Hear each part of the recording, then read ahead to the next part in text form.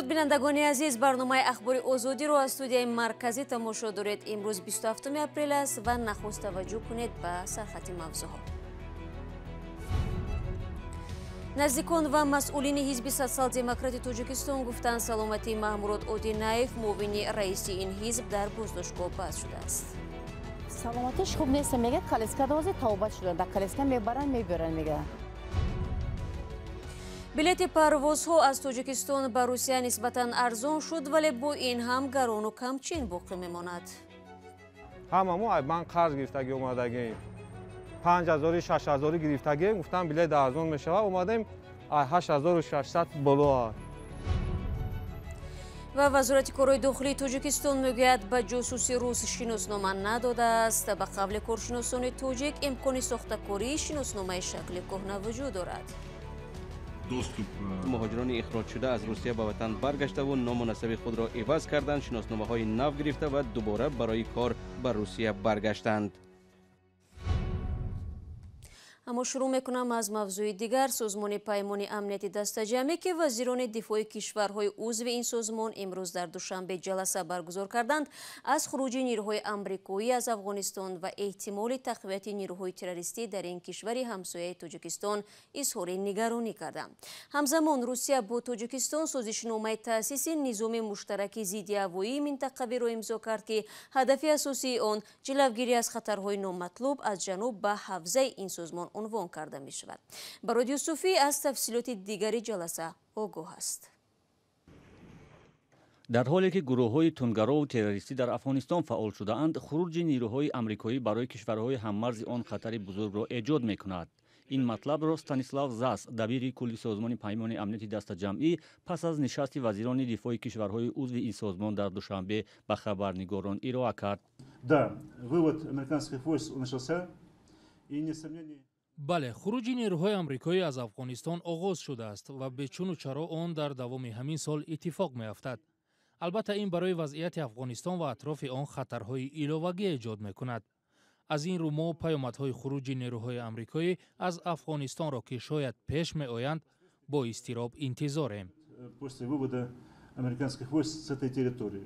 در نشست وزیران دفاع کشورهای عضو سازمان پیمان امنیتی دستجمعی همچنین گفته شده است که پس از خروج نیروهای آمریکایی از افغانستان برای کشورهای عضو سازمان پیمان امنیتی دستجمعی ضرورت اندیشیدن تدبیرهای اضافی پیش آمده است.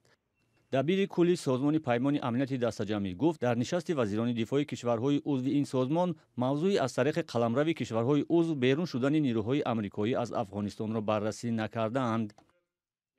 پس از نشست ملاقات وزیران دفاع تاجیکستان و روسیه شیرعلی میرزا و سرگئی شویگو به حضور خبرنگاران محلی برگزار شد.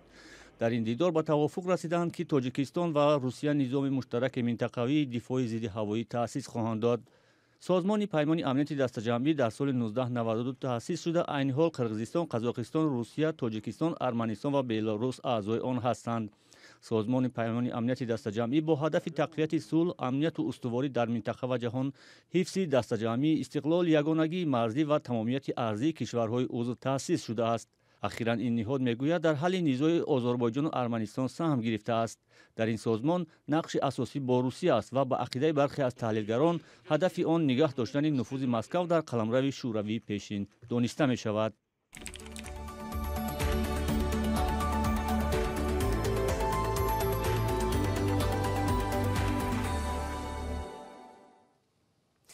مسئولین ҳизби сотсиал-демократи тоҷикистон мегӯянд саломатии маҳмурод одинаев дар боздоштгоҳ бад шудааст. наздикони одинаев ҳам гуфтанд баъд аз эълони қарори додгоҳ 3 моҳ мешавад ки ӯро надиданд ва аз аҳволаш хабар надоранд. намояндаи боздоштгоҳ низ бад будани вазъи саломатии одинаевро тасдиқ кард ва гуфт муовини раиси ҳизби сотсиал-демократи тоҷикистон зери назорати пизишкон аст. идомаи мавзӯъ дар гузориши мулраҷаб юсуфӣ ва шаҳлои абдулло.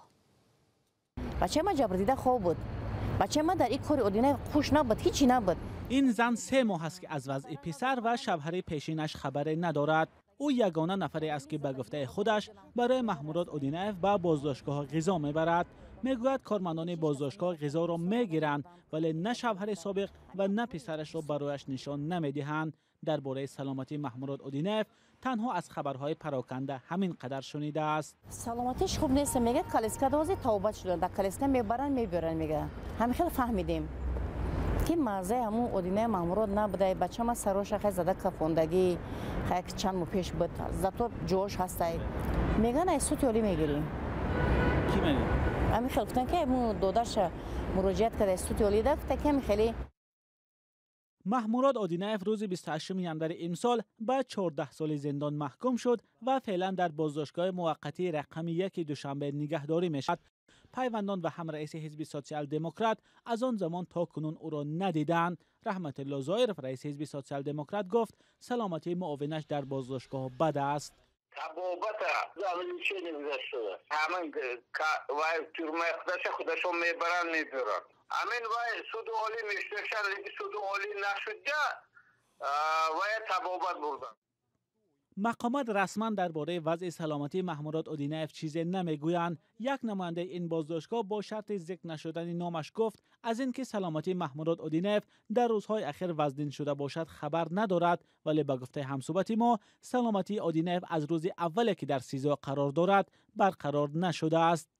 خود محمورод одинаев در وقت اعلان حکمش در دادگاه ناحیه رودکی گفت از سوی ماموران وزارت کارهای داخلی شکنجه شده است. одинаев مامور شکنجه شدگی نیست. ولی رمضان رحیمزاده وزیر کارهای داخلی شکنجه شدن одинаев را رد کرد. مقامات معاون رئیس حزب سوتسیال-دموکرات را به اوباشی و دعوت به سرنگونی حاکمیت عیبدار کردند، ولی одинаев و پیوندانش اتهام را به اساس دانسته گفتند قضیه او سیاسی است. مولا رجب یوسفی شهلای عبدالله، آزادی دوشنبه. سلام، اگر خط و خبر می‌خواهید ما داریم. نوید بامدادی، سرخط خبرها، اخباری تاجیکستان و جهان، گزارش‌ها و تحلیل‌ها. چی می‌گذرد و چرا؟ دانستن فهمیدن است. ضمیمه یا اپ ما را بگیرید. شما برنامه خبری رادیو آزادی را تماشا دارید. با گذشت تقریبا یک ماه از دوباره برقرار شدن پروازهای معمولی میان دوشنبه و مسکو، ساکنان در تاجیکستان هنوز هم از مشکل دسترسی به بلیت و نرخ گران آن صدا بلند میکنند. این در حالی است که مقامات تاجیک میگویند حال و وضع نسبت روزهای قبل بهتر شده است و بعد طلب جانب تاجیکستان شرکت‌های روسی قیمت بلیت پروازها را پایین آوردند. علیشیر ظریفی و امردین اولیموف تلاش کردند وضع را از نزدیک مشاهده نمایند. این آرزومندان سفر روسیه بعد طلب آژانسی اویاسیای گراژدانی از شرکت‌های هوایی با امید چیپتای ارزانتر به اینجا آمدند. آژانسی چند روز پیش از 4 شرکت هوایی روسی که از تاجیکستان به روسیه پروازهای چارتری دارند طلب کرد نرخ را پایین برند. اما ساکنان میگویند تغییری زیاده نشده است. وضعیت بلیت و حزبی نوزی 8,500 نوزی گفته سن 8,500 نیست که اون بلیت بگیری 8,500 در 19 هم گفته سن اومدیم راو محکم شد دوباره نتونستیم. شاهین احمدوف 2 هفته باز از ناحیه فیض‌آباد به دوشنبه برای خریدن چیپتا میآید. میگوید از بانک قرض گرفته است تا به روسیه رود. تو 1 یول هم جو فروخته شدگی است. همون بر نرخی برزیاد فروختگی است. امکانیت نداریم قرض کردیم پولم یافتیم نیست. شکایت ساکنان در حالی است که مقامات گفتند حال و وضع در بازار چیپتا فروشی نسبت به چند روز پیش بهتر شده است. در آژانسی اویاسیای گراژدانی به رادیوی آزادی گفتند بعد هشدار آنها به 4 شرکت هوایی روسی که از تاجیکستان به سمت روسیه پروازهای چارتری انجام می‌دهند نرخ چیپتاها به طور چشم راست پایین رفته است. آنها گفتند که اکنون این شرکت‌ها چیپتاهای پروازهای چارتری را از 8,500 سومانی زیاد نمی‌فروشند. یک بازدید ما از چند نقطه فروش چیپتاها در شهر دوشنبه هم نشان داد که نرخ بلیط‌ها در پروازهای چارتری به شهرهای روسیه از 7,000 سومانی تا 8,500 سومانی ارزش دارد. اما ساکنانی که می‌خواهند به روسیه سفر کنند میگویند این نرخ برایشان گران و مشکل دیگری آنها کمچینی بلیط است. اقلا 5,000 4,000 شاه همون ما например اخشلاق اومدگیم 5 کس هممون من قرض گرفتگی اومدگیم 5,000 6,000 گرفتگیم گفتم بلیط ارزان میشه اومدیم 8,600 بالا. парвозҳои доимӣ ба Русия баъди 1 соли баста будани роҳи ҳавоӣ аввали моҳи ҷорӣ оғоз шуданд. ҳоло дар як ҳафта 2 парвози маъмулӣ аз сӯи ширкатҳои Сомон Эйр ва Ютейр анҷом мешавад. парвозҳои чартериро асосан ширкатҳои Русия анҷом медиҳанд. мушкили дастрасӣ ба чипта ва гаронии нархи он муҳоҷирони меҳнатиро дар ҳолати ногувор қарор додааст. аз як тараф маҷбуранд ба Русия раванд, аз сӯи дигар билет харида наметавонанд. Амридин Олимов, Алишер Зарифӣ, Радиои Озодӣ, Душанбе. вазорати корҳои дохилии Тоҷикистон мегӯяд ба нафаре бо номи Руслан Табаров, ки дар таркиши амбори сило дар Чехия муттаҳам аст, шиноснома надодааст.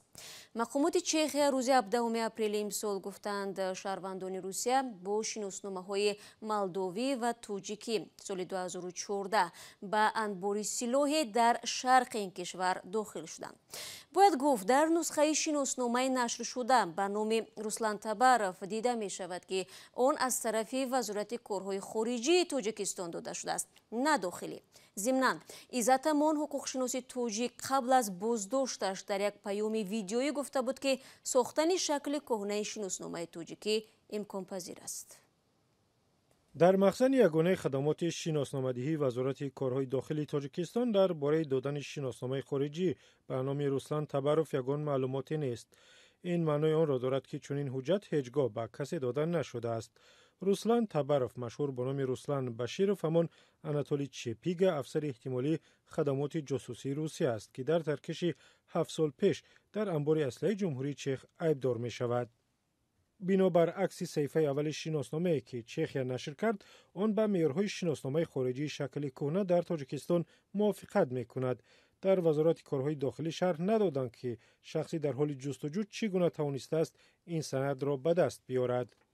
خبر می‌دهیم که شناسنامه تحت رقم M005947 از 25 فوریه سال 2011 به نام شهروند تبارف رسلان حلیموویچ سنه تولدش 23 اکتبر سال 1975 از جانب وزارت کارهای داخلی و واحدهای آن در شهر و ناحیه‌ها داده نشده است. حامی حقوق مهاجران ایزدامان که حالا در بازداشت است در یک مراجعه ویدیویی به رئیس جمهوری روسیه ولادیمیر پوتین گفته بود که خرید شناسنامه تاجیکی مشکل نیست و برای این کافی است با پول به کنسولگری تاجیکستان بروید. خود او قبل از دستگیر شدن اصرار داشته بود در یک عملیات FSB یا خدمات فدرالی امنیتی روسیه برای به دست آوردن چنین سند اشتراک کرده است. نمایندگان خدمات فدرالی امنیتی روسیه سال 2015 هم برای گرفتن شناسنامه غیر قانونی در کنسولگری به من مراجعت کردند. از بس که سال 2014 هم یک تروریست در قلمرو مولداوا با شناسنامه تاجیکی دستگیر شده بود. ما یک مرد را فرستادیم، او رفت و به نام یک شهروند جمهوری تاجیکستان شناسنامه خارجی گرفت. با گفته روزنامه‌نگار و شارح سیاسی خیرالله میرسعیدوف، مقامات تجارت شناسنامه‌های تاجیکی را به راه ماندند و میگوید تقریبا همه میتوانند شناسنامه تاجیکی بخرند. مخصوصا طلبات به شناسنامه در بین مهاجران کاری که ورودشان به روسیه منع است بیشتر است. روسیه و تاجیکستان شریکان استراتژی هستند. اینکه خدمات مخصوص روسیه شناسنامه تاجیکستان را برای یک جاسوس خود استفاده کرده است، بیانگر مناسبت واقعی روسیه با تاجیکستان است. اینچنین سالهای دراز مهاجران اخراج شده از روسیه به وطن برگشته و نام و نسب خود را عوض کردند، شناسنامه‌های نو گرفته و دوباره برای کار به روسیه برگشتند. این در حال است که مسئولان وزارت کارهای داخلی تاجیکستان گفتند تا به حال درخواست رسمی حکومت چخیا را در رابطه با رسلان تباروف و شناسنامه او نگرفتند. پس از دفن رجبالی назаров که ҳангоми خدمت در ارتش به طور مرموز فوتید و در رسانه‌های خبری و شبکه‌های اجتماعی بحث زیاد را به وجود آورد، دوستان حربی гарнизони شهر خوروغ به سنجش مرگی او آغاز کرده است. پیوندان میگویند رجبالی назаров تیر ماه سال 2020 داوطلبانه به ارتش رفته بود. назаров را یک هفته قبل از مرگ از قسم نظامی نویای وسیع به قسم نظامی در نویای مرغاب برده بودند. بینندگان عزیز، برنامه را اینجا به پایان میرسونم. فردا شما را منتظرم. خدا نگهداری هر یک شما عزیزان باشد.